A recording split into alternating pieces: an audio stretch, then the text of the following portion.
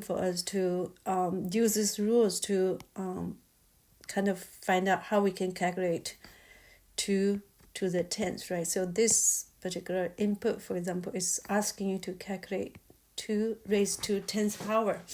So these are the rules we're going to use. Okay, 1, 2, 3. Okay, so the first rule says that if I need to calculate a to the 2 times some integers power, I can calculate that by first calculate a to the k's power and then just square that number. So that means if I have exponent that's 10, right? 10 is 2 times 5, right?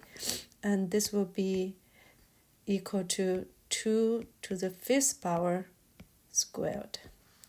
So let's pause a moment to think about what's happening here. Is that we're trying to find 2 to the 10th power, but we could do that by first calculate 2 to the 5th power and then just square that once. So in a sense, we are reducing the problem size from 10 to 5, right? So that's a very good deal, right? So we just need to do one more multiplication, right? Take the result of this and just multiply it by itself. So, and let's continue to do that, right? So in turn, right, how do I calculate 2 to the 5th power? So this is the case when my exponent is an odd number. So the second rule will help us to divide the problem into smaller one, right? So an odd number can be written as 2 times some integer plus 1, right? So that's 5 is 2 times 2 plus 1. And then we're going to use this formula which tell us that, okay, it will be 2 to the 2th power square. Okay, how about the other one that becomes 2? Okay, so again, we are reducing problem size from 5 to 2. Okay, after solving that subproblem, we square that number and times 2. So now you can imagine this saving in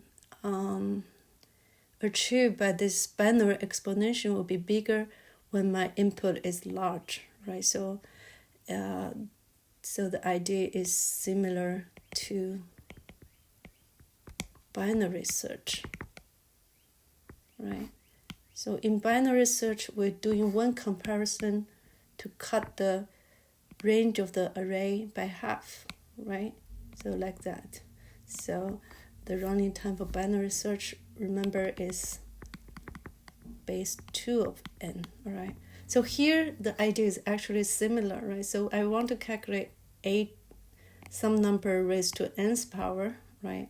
So, and I can cut down that to n divided by 2, and then n over 2 divided by 2 is 4, and so on and so forth. So let's implement this idea, all right, in this space given, right? So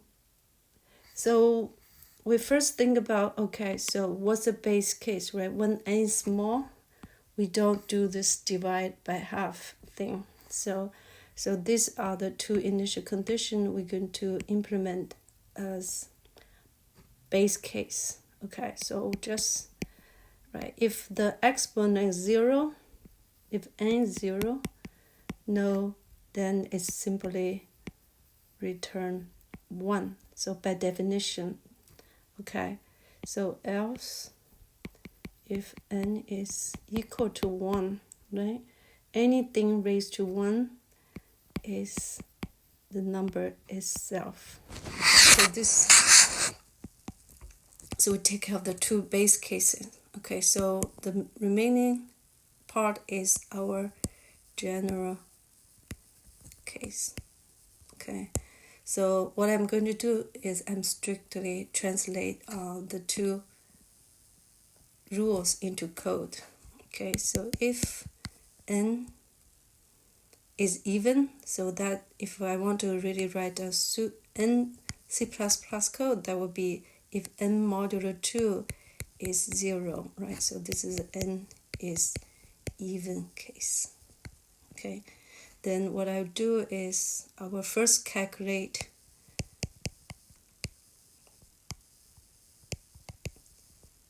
a raised to n over 2. Okay, so we do that recursively, calling the same function, right? We're going to keep the result in a variable. Okay, remember that variable need to be squared to get the a to the n, right? So we just say return r times r, right? So this is the case when we have a even exponent, right? So we calculate that by calculating a raised to k's power and then times itself. Okay, so notice that, okay, I will just do it this way now so I can comment on common problem or issues that I've seen. So what if n is odd? Okay, so in this case, right, kind of in the beginning it's still the same thing.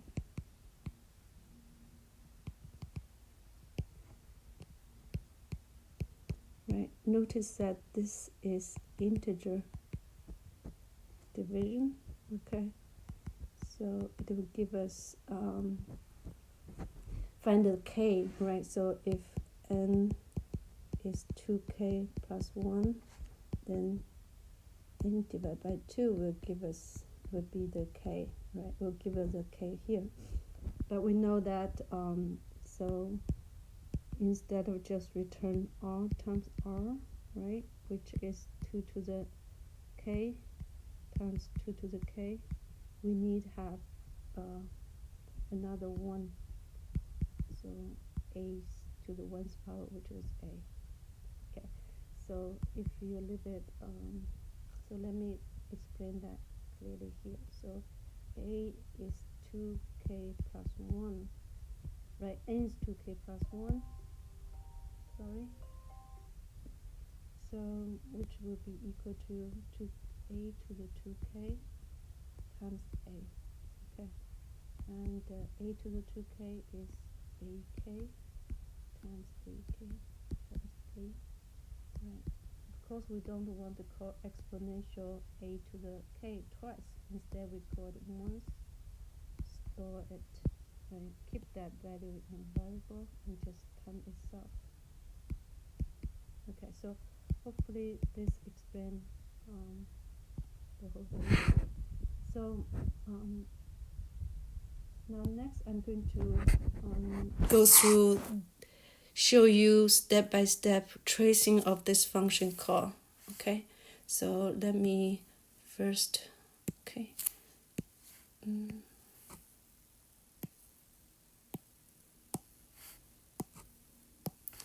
Erase this.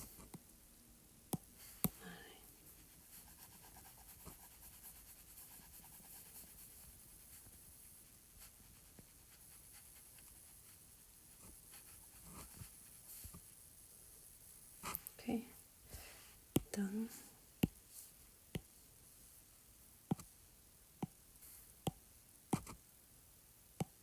Right, so drawing a recursion tree. Okay, start from the first call, right? Exponential a to 10, right? So, okay, so we call this function. What happened, right? We check the code and see what happened. So just remember, this is my a, this is my n, right? In this top level function call. So n is not 0, n is not 1, so we come to the general case, right? In this line, okay? So n mod 2 is 0, so we are in this case here. So what happens is that we're going to make a call to the exponential function. Okay, and the parameter is a, so it's 2. N divided by 2, that is 5. Okay, so when this function called, what happened is we're going to enter another function call where our a is 2, our n is 5. Okay, so if you remember in CS2, we talked about we have call stack, and every function call is involve a call stack frame being pushed on the stack. All right, so and the execution will start from this function. All right, so start from first line. Oops. So is n equal to 0? No, our current n is here, right? So we are in this function.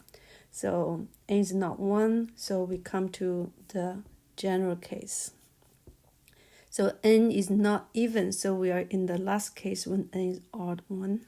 So we will call a function, right? We'll make another call to this function, exponential, pass a, which is 2 as a parameter, n divided by 2. Remember, n is 5. 5 divided by 2 is 2.5. So drop the decimal parts, we get 2. Okay, so this function is called. All right, so that means I'm going to start from the first line. Sorry, I shouldn't draw this now. Right, now I'm in this function. Okay, so this one is putting on hold. So in this function, a is 2, n is 2. So still, we will reach the general case. So n mod 2 is 0, so n is even. So we will come to this line, right? So we'll call a function. So let's write down the function name. Right, what is the parameter? The current a, 2.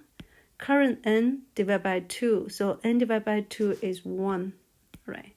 So, now we are in this function. We see what happened, right? So back to the beginning of this function with a and n's value given here. So now n is 1. So we are in this second base case, right? N is 1. So what happens that, okay, I will just return a. So I'm going to mark it like this, right? So this function will return 2, right? Because a is 2. Return 2 is caller. All right, so when it returns, so that means this function, the bottom function, will be pop out from the stack. Now we're back to this function, which I'm indicate use an arrow here. So we're back to this function where n is 2. But where are we? We are this point, right? This is the point where we call exponential 2 to the 1. So we back to this point, exact point, right? So the value returned by the function call, which is 2, will be assigned to 2, right? And then this function will return r squared, which is 4. 2 is caller, so this will return 4. So which is correct because 2 to the 2's power is 4. So let's just continue the procedure, right? So this function return, that means the bottom two function will be pop out, right, from the stack. So back to exponential 2 to the 5th power. So remember n is 5, right? So that means we were here, right, before we call exponential to the 2. So we are come back to this point. The return value, which is 4, will be assigned to r. So I'm going to write here, right, r will be equal to 4. And then we are going to execute return 4 times 4 times 2. 16 times 2 is 32. Okay, so this function will return 32. And this function again will be pop out from the stack. So, and we come back to resume the execution of this function exponential to 10. So remember n now is 10. So where are we? So we will be at this line. Okay, so the value returned by the function call, which is 32, is assigned to r, and the function will return 32 times 32, which is 1024. Okay, so this will return, okay, to the caller, and that's the whole process. All right, and this will be pop out from the stack. So okay, so hopefully this help, all right, to illustrate that a kind of recursive function will the recursive call returns some value, and the current function will use that value to calculate current problem's solution. Right, so let's move on to the next question. So I'm going to use the third question to illustrate one more time divide and conquer paradigm. The first question I'm just going to skip is because it's easier than this one to my mind. Okay, so so I'm going to draw out this input in the space here, right? Because I like to draw a picture so you can use an example, right? It's hard to think when you have very abstract input in your mind. Maybe you're naturally good, but we all will benefit from concrete example, right? So the problem is, right, settings like this, right? So we're given a list and the starting and ending index to integer, and we're supposed to find the largest increase in the list of numbers. And for this particular question, the largest increase will be achieved by this pair, right? So if we use the stock as an example, right, if you buy on day 2 and sell on day 4, the profit will be ace of 4 minus ace of 2, right? It will be 28. So it will be maximized among all the possible ways, right? So remember, you have to buy before you sell, right? So that's a requirement. Okay, so let's I think we have look at this problem, try to solve this use a brute force way. So I will not repeat that here. So instead we're going to just jump right into divide and conquer paradigm. Okay, so as I said before, right, when you have a divide, the first thing to do is, okay, how can I cut the problem into 2 halves? Right? So that's at this stage we're always using this simple approach. So I have an array of certain size. So if I want to cut the problem into 2 halves, I will find the middle point, right? And then I try to solve the first half and second half, and then figure out what else do I need to do. So remember, is divide, conquer, and combine. 3 steps. So without further ado, so I'm going to start by showing you how to divide. All right, so we have seen it multiple times. All right, so it should be first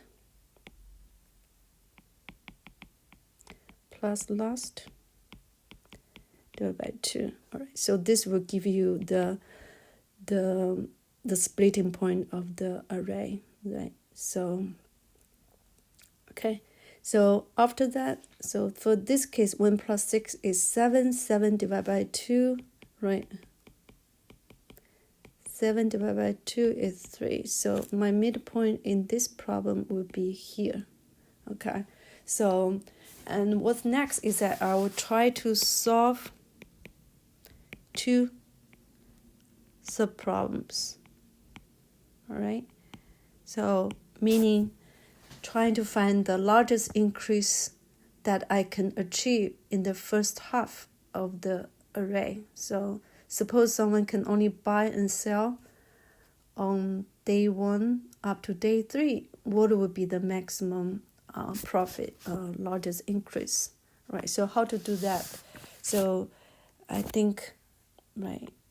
Remember this function's definition. So that's problem is the kind of problem we're solving. It's just the input is smaller, right? So we'll just go ahead and call the same function. But we know we are calling a smaller instance. We're passing a smaller instance of problem, right? Which is the first half. Okay. And it will tell me the profit I'm going to make, right? If I'm constrained to buy and sell from day 1 up to day 3.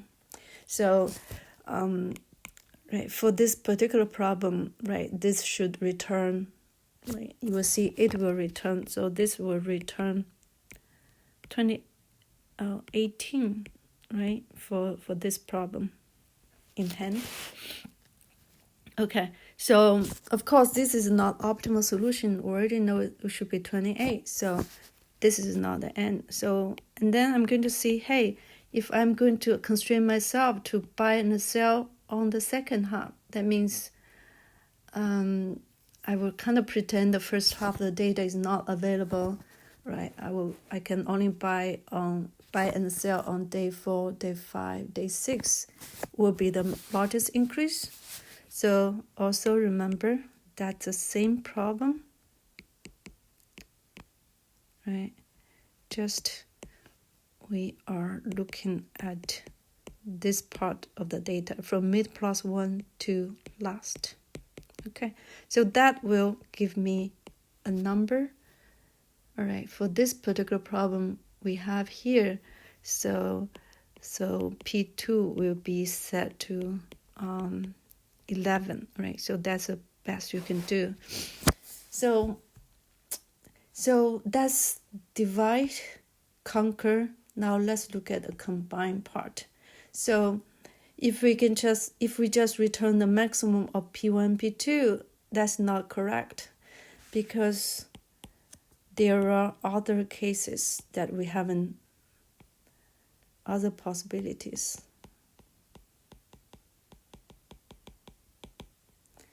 That is not considered in the too small problem, right? So what are they? So that will be, what if I buy in the first half, right? Buy sometime in the first 3 days and then sell in the second half, right? So you're holding the stock during the mid, right? So you're buy and sell, spend the both half. So this is a case that hasn't been covered in P1 and P2, right? So P1 take care of this case, P2 take care of this case, right? And P3, right? Case number 3. So we're going to calculate that the maximum profit I can achieve if I constrain myself to buy among day 1, day 2, or day 3, whichever one, and then sell day is either 4 or 5 or 6. Okay, so for this particular problem input, right, so P3 will be achieved by what, right? So this is a key insight to solve this problem, right? We, of course, because constrain ourselves to buy on the first half and sell on the second half means I can just go ahead to find the smallest value in the first half and then find the largest value in the second half, and that will give me the maximum profit in this case number 3. All right, so P3 will be eventually return 28. All right, so which is better than P1 and P2. So let's just write down the code to implement the thinking we have. Next, so it's just that we want to find the minimum in the first half. So this is what you need to do. Okay, so minimum in the first half, we initialize to the first number in the first half, and then we go through the rest of number in the first half. If AI is less than mean, I update mean to be AI. Okay, and then I will try to find the maximum in the second half. First, I initialize the variable max to be the first value in the second half, which is a mid plus 1. And then I'm going to go through the rest of the number. I can use the same variable from mid plus 2 to right or to last. Okay, if AI is greater than max, I'm going to update max to the new value. And so therefore, the third case maximum profit is max in the second half minus min in the first half. Okay, so 3 different cases, right? And all we need to do, the remaining part, is find the maximum among the 3. So if we don't have any maximum function to rely on, we can just look at all the possibilities, right? So P1 can be the largest one. So we can say if P1 is greater than equal to P2 and P1 is greater than equal to P3, then return P1. P1 is the winner. Else, right, maybe P2 is the winner, right? P2 is greater than P1 and P2 is greater than equal to P3. Return P2. So the third case, no need to check, is when P3 is a winner. Right, that's all for this question. So let me complete them, right? So what I'm going to do next is going to show you from beginning to end how this function kind of execute, right, on this input value. So I think I'll need to start a new space. So what I'm going to do is, so I'm going to use this space here. Okay.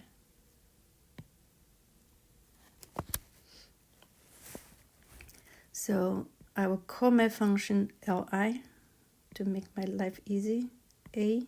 So in the beginning, I call this function with whole array from A1 to A6 as my input, right? So trying to find the largest increase from this duration of the time from first day 1 to day 6, okay? So we're just tracing this function line by line, okay? So I'm going to just, in the beginning, I'm going to highlight, to write what is going to be executed.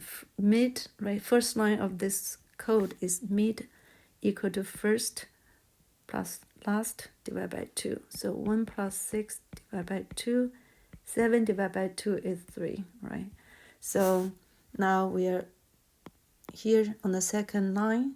So we're going to call largest increase function, li, with a first, right? Remember, this is first, this is the last, all right?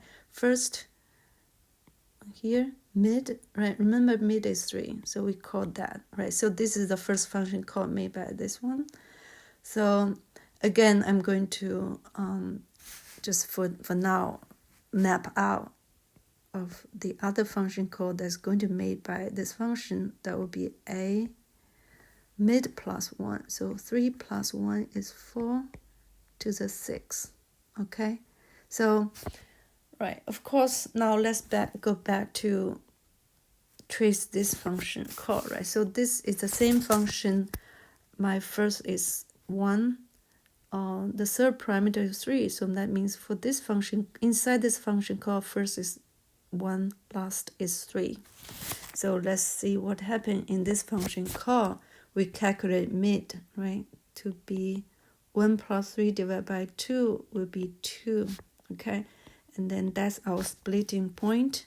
So it will call 2 function, A from first 1 to mid, right? And Li, A, mid plus 1 is 3, 3, okay?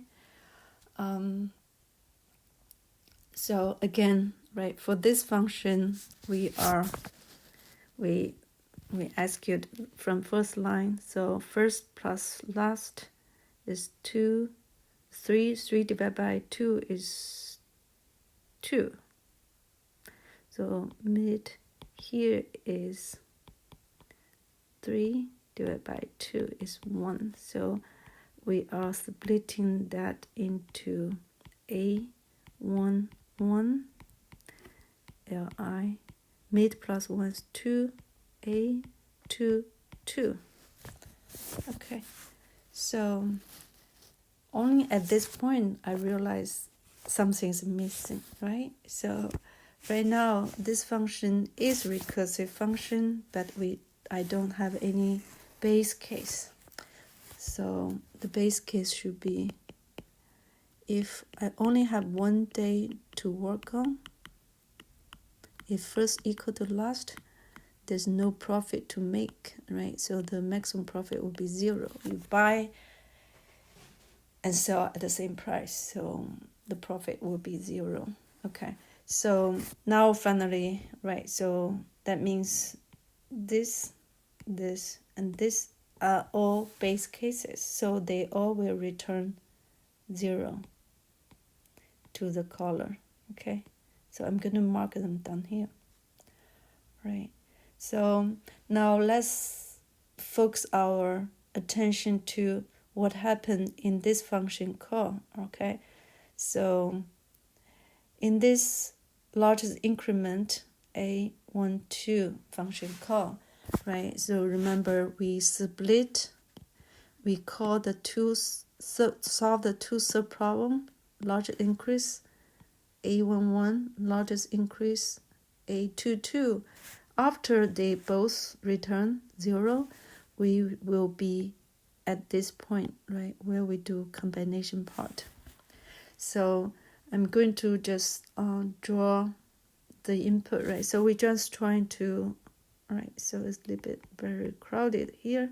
So remember, in this function, we are focusing our energy on A1 to A2, then 2, right? So we'll try to find the first smallest value in the first half. Remember, mid is 1, right? Okay, so we're trying to find the minimum value in the first half will be 10. Largest value in the second half will be 2.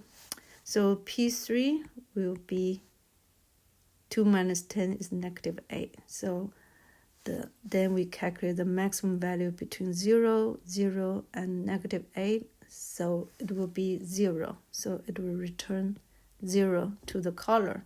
So which makes sense, okay? So, all right, I'm going to do one more here, right, to show you what happened, right? So it kind of zoom up this function call to see what happened when the two subfunction return, okay? When they return, that means we are back to this point, right? Point A, right, of point combination part. So, and it will be helpful for us to look at what is our situation, right? We are look at this range of our input, 10, 20. And remember the mid value in this function is 2. So this is our splitting point, okay? So back to the combination part, find the minimum in the first half, right? It will be, mean will be equal to 2. Maximum in the second half will be 20. So P3 will be, the difference will be 18. Okay, so finally, right, in this function, we are comparing P1, 0, P2, 0 with P3, 18. So the largest value will be 18. So this function will return 18 to the caller, which makes sense because for this subproblem, the maximum profit is 18. Okay, so I'm hoping I can skip the right half of the problem because they are exact the same. Okay, so I'm just going to kind of fast forward to say that the right half of the problem, where we start from A4 to A6, will eventually return 11 to the top function. Okay, all right. So the top function will now resume to execute its remaining work, the combination part, right, which is finding the minimum in the left half, which is 2, find the maximum in the right half, which is 30. The difference would be 28, and then 28 is compared with P0, P1, and P28 is winner, so this will return 28, which is the right solution to the problem. Okay, so yeah, so that's the end of this review of quiz number 3. Okay, so if you have any question, please write down the question and raise it either by email or by chat during tomorrow's session. Okay, so bye-bye now.